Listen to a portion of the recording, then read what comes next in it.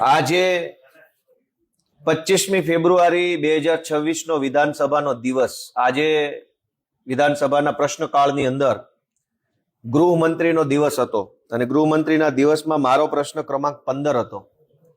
મારો આજે એવો પ્રશ્ન હતો કે સુરેન્દ્રનગર જિલ્લાના થાનગઢ ખાતે 2012માં દલિત સમાજના નિર્દોષ યુવાનો ઉપર ગોળીબાર કરવામાં આવ્યો પોલીસ ઇન્સ્પેક્ટર દ્વારા, અને પોલીસ અત્યાચારમાં દલિત સમાજના કેટલાક યુવાનોનું મૃત્યુ થયું અને ત્યાર પછી સરકારે કહેવાતી SIT બનાવી સીટ, અને ત્યાર પછીથી લઈને આજ દિવસ સુધી 2012 થી લઈને 2026 સુધીમાં દલિત સમાજ ન્યાય માટે ઠેર ઠેર આજીજી કરી રહ્યા છે, પણ ન્યાય મળ્યો નથી.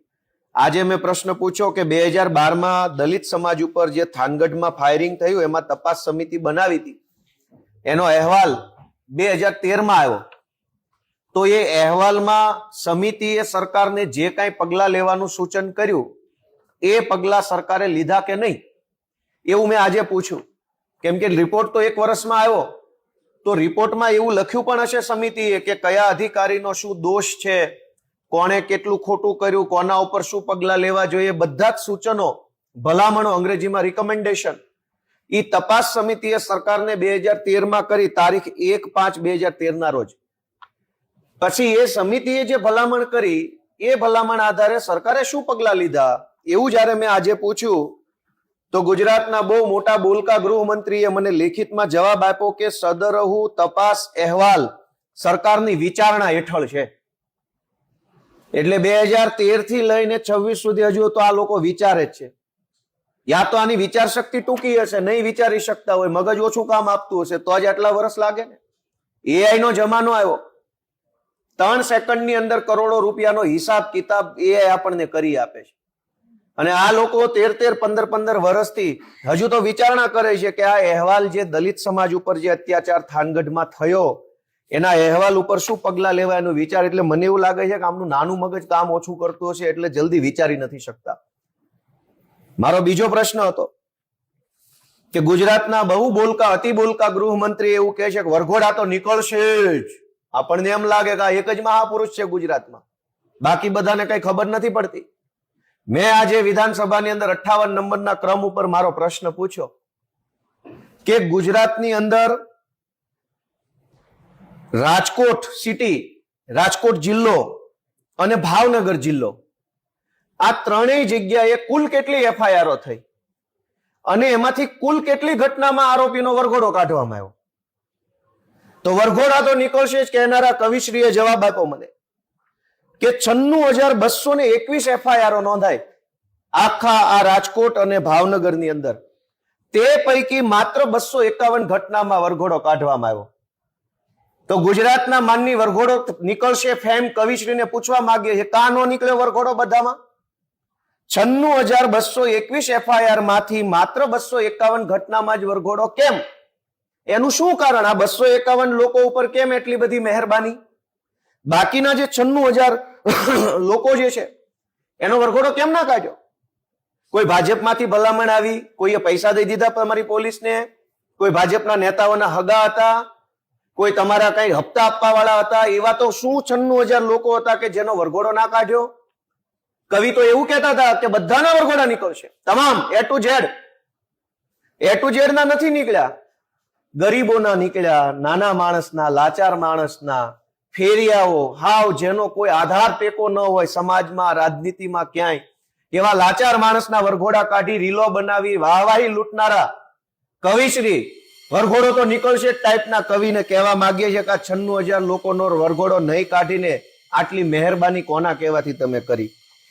ત્યારબાદ ગુજરાતનો અત્યારે સૌથી સળગતો પ્રશ્ન છે, અને આજે બજેટ ઉપર સામાન્ય ચર્ચાનો પહેલો દિવસ છે, અને એ ચર્ચાની અંદર પણ મેં ગોતી કાઢ્યું છે કે આ રાજ્યની અંદર પોલીસ ભાડે મળે છે. જેની ખિસ્સામાં પૈસા છે એ પોલીસ ભાડે લઈ શકશે. ભાડું આપો, પોલીસ લઈ જાઓ.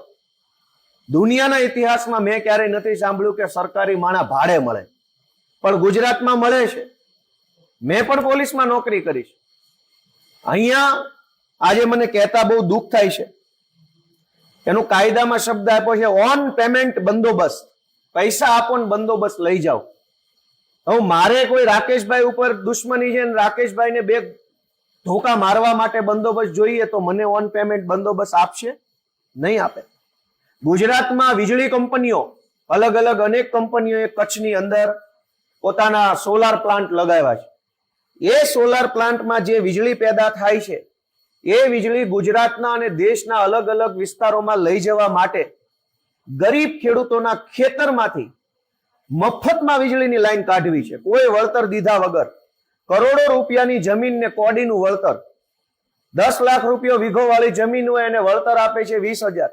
એટલે ખેડૂતો વાંધો નોંધાવે છે કે મારા ખેતરમાં હું વીજળીનો થાંભલો નહીં નાખવા દઉં. હજારો ખેડૂતો પોતાના ખેતરમાં વીજળીનો થાંભલો નાખવા માટે વિરોધ કરે છે. વિરોધનો એક જ વાંધો છે કે જે વીજળી કંપની આ થાંભલા નાખે છે એ કંપની તો વર્ષો સુધી કરોડો રૂપિયા કમાશે, પણ થાંભલો જેના ખેતરમાં છે એ ખેડૂતને વળતર કેમ નહીં? એટલે ખેડૂતો જયારે વાંધો લઈ રહ્યા છે ત્યારે કંપનીઓ અને સરકાર શું કરે છે કે કંપની સરકાર પાસેથી પોલીસ ભાડે માંગે છે કે અમારે જબરજસ્તીથી દાદાગીરીથી ગુંડાગીરી કરીને ખેતરમાં થાંભલો નાખવો છે તો તમારી પોલીસ અમને ભાડે આપો. સરકારે કચ્છ જિલ્લામાં માત્ર છેલ્લા 2 વર્ષમાં તમને આશ્ચર્ય થશે, કચ્છ જિલ્લાની અંદર માત્ર છેલ્લા 2 વર્ષમાં ઓછામાં ઓછા 12 કરોડ રૂપિયા લઈને પોલીસ ભાડે આપી છે. 12 કરોડ રૂપિયા કંપની પાસેથી સરકારે લીધા, પોલીસ ભાડે આપી. એ પોલીસે સામાન્ય ખેડૂતો પર દમન કર્યું, દાદાગીરી કર્યું અને જબરજસ્તીથી કંપનીઓની લાઈનો ખેડૂતના ખેતરમાં નખાવવામાં આવી. દેવભૂમિ દ્વારકા અને કચ્છ આ બંનેની અંદર મળીને સરકારે માત્ર છેલ્લા 2 વર્ષમાં 13 કરોડ રૂપિયાની પોલીસ ભાડે આપી. એનો અર્થ એ થઈ ગયો કે ગોપાલભાઈ સરકારને પૈસા આપશે તો સરકાર ગોપાલભાઈને 1-2 આઈપીએસ ને 4-5 પીએસઆઈ ને એક સરકારી ગાડી આપશે, લઈને ફરો જાઓ. જેના ખિસ્સામાં પૈસા એને પોલીસ ભાડે આપવાની. આ તો દાદાગીરી કહેવાય, આ તો અન્યાય કહેવાય. પોલીસ લોકો માટે છે કે કંપનીઓ માટે છે?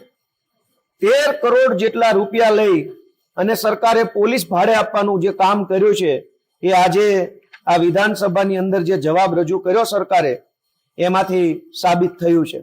આ સિવાય સરકારે જે દિવસે બજેટ રજૂ થયું એ દિવસે અમને બધાને એક પત્રક આપ્યું હતું. આ પત્રકની અંદર આપણે ટીવીમાં જોઈએ છે કે રૂપિયો ક્યાંથી આવશે અને રૂપિયો ક્યાં જશે, આવું વર્ષોથી સાંભળીએ છીએ. હવે મોટા ભાગે જયારે બજેટ બહાર પડે ત્યારે આપણે એવું જોતા હોઈએ છીએ કે રૂપિયો ક્યાં જશે તો સરકાર કહી દે કે અમે આ બનાવશું, ઓલું બનાવશું, આમ કરી નાખશું, ચંદ્ર ઉપર લઈ જશું, ફલાણું કરશું વગેરે. એટલે રૂપિયો ક્યાં જશે એના ભાષણો તો સરકારને ભાજપના માણસો ખૂબ કરે છે, પણ રૂપિયો ક્યાંથી આવશે એનો અભ્યાસ મેં આજે કર્યો. સરકારે અમને જે આવકની એક પુસ્તિકા આપી છે, અંગ્રેજીમાં કોન્સોલિડેટેડ રેવન્યુ રિસિપ્ટ એવા નામનું એક પુસ્તક છે. આ પુસ્તકની અંદરથી એક બહુ રસપ્રદ બાબત મને જાણવા મળી છે, જે એવી છે કે આ સરકાર પાણી વેચે છે. ખેડૂતોના, ગુજરાતની આમ જનતાના લોહી પરસેવાના ટેક્સથી બનેલા ડેમમાં ઈશ્વરે જે અમૃત મોકલ્યું છે એ સરકાર બેફામ વેચી નાખે છે. અને એનો હિસાબ કોન્સોલિડેટેડ રેવન્યુ રિસિપ્ટ નામની પુસ્તકના પાના નંબર 186 થી અમને આપવામાં આવ્યો છે વિધાનસભાની અંદર. પેજ નંબર 186 માં લખ્યું છે કે હાથમતી જળાશય યોજના જે છે, હાથમતી ડેમ, એમાંથી સરકારને આવક થઈ છે. રિસિપ્ટ, સરકારના પૈસા ક્યાંથી આવશે એનો હિસાબની પુસ્તિકામાં લખ્યું છે કે હાથમતી સિંચાઈ યોજનામાંથી સિંચાઈનું પાણી આપવા બદલ 52 લાખ રૂપિયાની સરકારને આવક થશે ભવિષ્યમાં, આ 2026-27માં. અને અન્ય હેતુના પાણી વેચાણ માટે થઈને 1,70,00,000 આવશે. આ અન્ય હેતુ કેવો આવે? યા તો પાણી પીવા અને ઘર વપરાશમાં હોય, યા તો પાણી ખેતરોને પીવડાવવા માટે હોય. ત્રીજું શું હોય? તો ત્રીજું આવ્યું અન્ય. અન્ય એટલે શું? ભાજપ વાળાની ફેક્ટરીને આપ્યું, ભાજપ વાળાના વેવાઈના જમાઈના દીકરાના ભત્રીજાની કંપનીને આપ્યું. આ પાણી ગયું ક્યાં? આગળ કે સરકાર પૈસા ક્યાંથી કમાશે? ઉકાઈ સિંચાઈ યોજના, ઉકાઈ સિંચાઈ યોજનામાંથી સિંચાઈ માટેનું પાણી 40 લાખ રૂપિયાનું સરકાર વેચશે. ગૃહ વપરાશ માટે 1 કરોડ રૂપિયાનું પાણી વેચાશે અને અન્ય હેતુ માટે 100 કરોડ 50 લાખ રૂપિયાનું પાણી સરકાર વેચી નાખવાની. તો આ અન્ય એટલે કોણ? સિંચાઈ માટે પાણી 1 કરોડ રૂપિયા પૂરતું જ ફાળવશે. તો અવડો મોટો ઉકાઈ ડેમ જે બન્યો છે એમાંથી સિંચાઈનું પાણી માત્ર 1 કરોડ રૂપિયાનું મળવાનું છે. 100 કરોડ રૂપિયા અન્ય હેતુ માટે પાણી વપરાવાનું છે. ત્યારબાદ મહી જમણા કાંઠાની નહેર, મહી યોજના છે, એમાં સિંચાઈ માટે 41 લાખ રૂપિયાનું પાણી સરકાર વેચશે. ગૃહ વપરાશ માટે 59 કરોડ 83 લાખનું પાણી વેચશે અને અન્ય હેતુ ભાજપના વેવાઈના જમાઈના દીકરાની ફેક્ટરી માટે થઈ 193.92 કરોડ રૂપિયાનું પાણી વેચી નાખવામાં આવશે. એટલે કે ખેડૂતોને 41 લાખનું પાણી મળશે, કંપનીઓને 193 કરોડ રૂપિયા સુધીની રકમનું પાણી વેચી નાખવામાં આવશે. કાકરાપાર આડબંધ નહેર યોજનામાં સિંચાઈ માટે 4 કરોડ રૂપિયાનું પાણી મળશે. ગૃહ વપરાશ માટે 400 કરોડનું પાણી, પણ અન્ય હેતુ ભાજપવાળાના જમાઈની ફેક્ટરીઓમાં 998 કરોડ રૂપિયાનું પાણી સરકાર વેચવાની છે. આ રીતે કડાણા યોજના, કડાણામાં સિંચાઈ માટે 15 લાખ રૂપિયાનું પાણી મળશે, પણ અન્ય એટલે કે ભાજપના હેતુ માટે 3 કરોડ રૂપિયાનું પાણી સરકાર વેચવાની છે. અન્ય નાની નાની જે કઈ યોજનાઓ હોય છે, જે મોટી યોજના નથી, નાના ડેમ હોય છે, જે સરકારના ચોપડે લાંબુ લિસ્ટ છે, એ તમામ નાના ડેમમાંથી સિંચાઈ માટે 2 કરોડ 71 લાખ રૂપિયાનું પાણી મળશે, જ્યારે અન્ય એટલે કે ભાજપના જમાઈની ફેક્ટરી માટે 155 કરોડ રૂપિયાનું પાણી સરકાર આપશે. આખા ગુજરાતના ડેમો જે છે એનું પાણી ભાજપવાળા નેતાઓના, ઓળખીતાઓના, હગાઓના ફેક્ટરીઓની અંદર સરકાર કરોડોમાં વેચી મારે છે.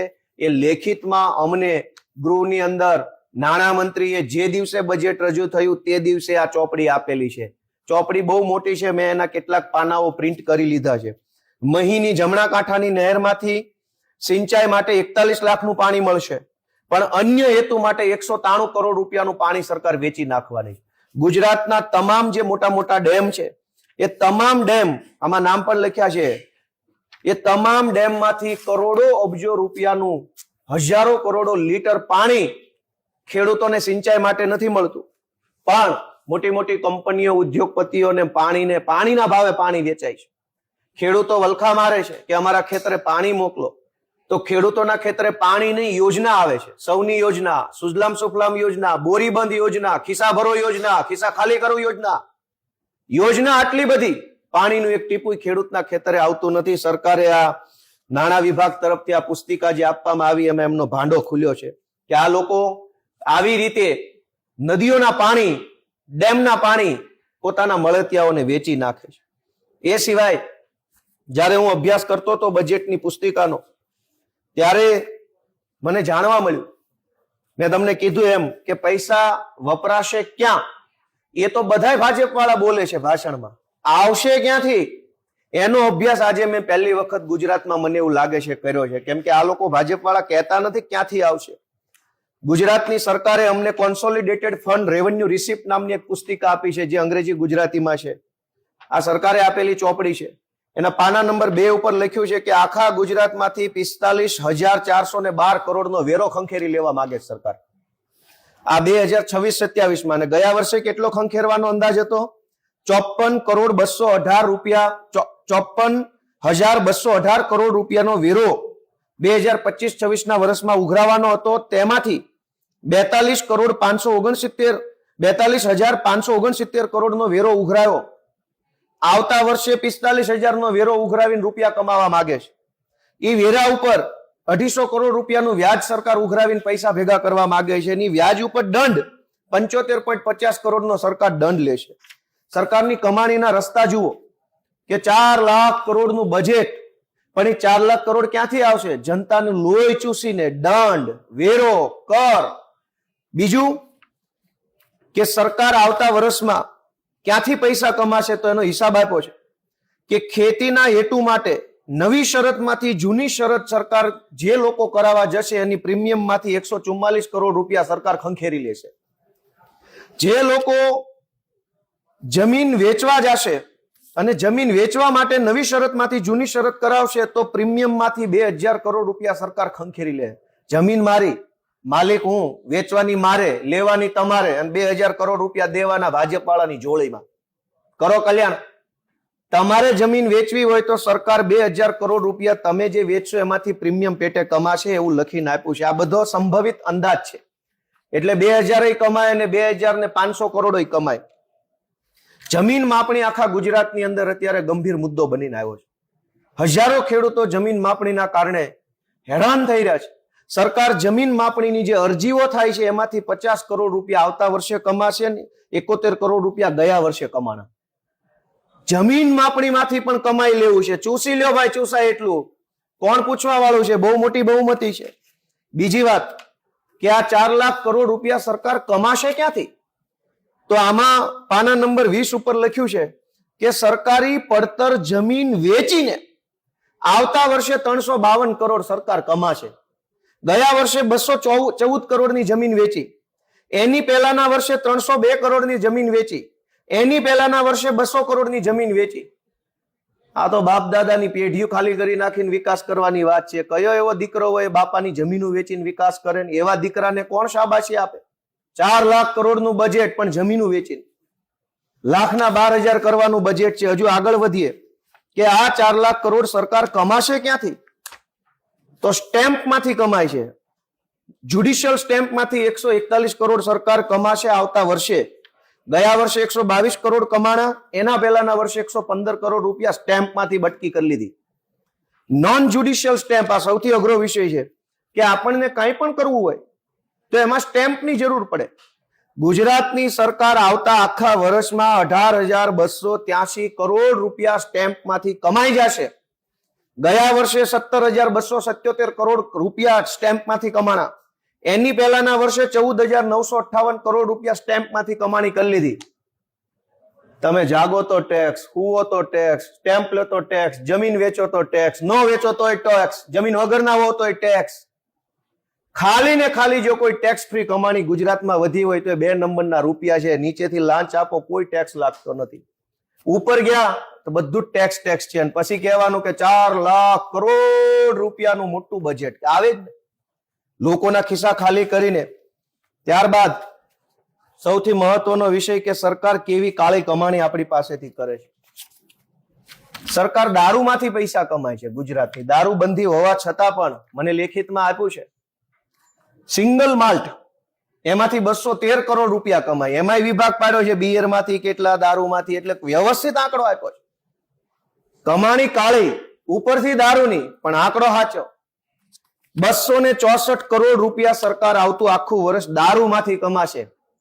માનનીય ગૃહમંત્રી કહે છે કે અહીંયા તો દારૂ બંધ છે, બધુંય બંધ છે, તો આ કાળી કમાણી ક્યાંથી આવી? અને ગયા વર્ષે કેટલું કમાણા? ગયા વર્ષે 240 કરોડ કમાણા દારૂમાંથી ગુજરાતમાં. એની પહેલાના વર્ષે 200 કરોડ રૂપિયા કમાણા. આવતા વર્ષે 264 કમાણીની આશા એમણે વ્યક્ત કરી છે. એમાં માલ્ટ દારૂ, વિદેશી દારૂ, સ્પિરિટ, આલ્કોહોલ, અફીણ, ગાંજો, ઓહો કાળી કમાણી. ત્યારબાદ સરકાર લાઇટ બિલ ઉપર પણ પૈસા કમાશે. 13,006 કરોડ રૂપિયા લાઇટ જે તમે વાપરો છો એનું જે બિલ આવે છે એની ઉપર ટેક્સ. ધારો કે તમારે 100 રૂપિયા બિલ આવ્યું તો 100 ની વાત નથી, 100 ઉપર જે ટેક્સ છે એની વાત છે. 100 તો ભરવાના જ, પણ 100 ઉપર સરકાર જે ટેક્સ લેશે વીજળીના વપરાશનો કર. વીજળી વાપરો છો એટલે ટેક્સ દેવાનો, બિલ તો વાપર્યું એનું અલગ. એમાંથી સરકાર 13,006 કરોડ રૂપિયા કમાવાની છે અને એવી રીતે 4 લાખ કરોડનું બજેટ થવાનું છે. હજુ પણ ઘણી આશ્ચર્યજનક વિગતો આ બજેટમાં છે કે સરકાર સમાજ કલ્યાણની વાતો કરે છે. પાના નંબર 64 હું વાંચું છું. એમાં સરકારે અનુસૂચિત જાતિ વિકાસ નિગમ, સફાઈ કામદાર વિકાસ નિગમ, ડોક્ટર આંબેડકર અંત્યોદય વિકાસ નિગમ, પછાત વર્ગ વિકાસ નિગમ, ઠાકોર કોળી વિકાસ નિગમ, ગોપાલક વિકાસ નિગમ, વિચરતી વિમુખ જાતિ વિકાસ નિગમ, બિન અનામત નિગમ અને દિવ્યાંગ નાણાં નિગમ, આટલા નિગમો પાસેથી વ્યાજના 91.11 કરોડ રૂપિયા સરકાર ખંખેરશે. એક બાજુ ગરીબોનો વિકાસ કરવાની વાત આલે છે કે અમે અનુસૂચિત જાતિને આપશું, ડોક્ટર આંબેડકર અંત્યોદય વિકાસ, સફાઈ કામદારોને આપશું. આપવાનું નહીં, આમાં લેવાનું લખ્યું છે. 91 કરોડ રૂપિયા આ બધા નિગમ પાસેથી સરકાર ખંખેરી લે છે અને 4 લાખ કરોડના બજેટનો વિકાસ કરવાના છે. ત્યારબાદ સૌથી વધુ મારા માટે દુઃખનો વિષય, પાના નંબર 74 વાંચું છું, કોન્સોલિડેટેડ રેવન્યુ રિસિપ્ટનું હેડ નંબર 51. જે ગુજરાતના છોકરાઓ જીપીએસસી ની, યુપીએસસી ની કે જીએસએસડબલ્યુ ની, જીએસએસબી આ સરકારી પરીક્ષાઓ જે આપે છે એમાં જે ફોર્મ ભરે છે, એ ફોર્મની જે ફી ભરે છે એમાંથી સરકાર 15 કરોડ રૂપિયા કમાશે અને એવી રીતે 4 લાખ કરોડનું બજેટ બન્યું છે. ગયા વર્ષે કેટલું કમાણા હતા? 27 કરોડ રૂપિયા. દોસ્તો, ગયા વર્ષે 27 કરોડ કમાણા, આવતા વર્ષે 15.42 કરોડ રૂપિયા તો ખાલી જે છોકરા નોકરીનું ફોર્મ ભરવા આવ્યા છે એના ગીજામાંથી કાઢ લેવાની વાત છે. આવી રીતે વિકાસ થાય? જે છોકરા પાસે નોકરી નથી, ફોર્મ ભરવા આવ્યો છે કે મારે મામલતદાર બનવું, પીએસઆઈ બનવું, ફોર્મ ભરવામાં સરકાર 15 લાખ રૂપિયા બટકાવી લેવાની તૈયારી કરી લીધી છે. હવે તમે નોકરી દેવાની વાત ઘરે ગઈ, લેવા પહેલા 15 કરોડ વિચારી લીધો.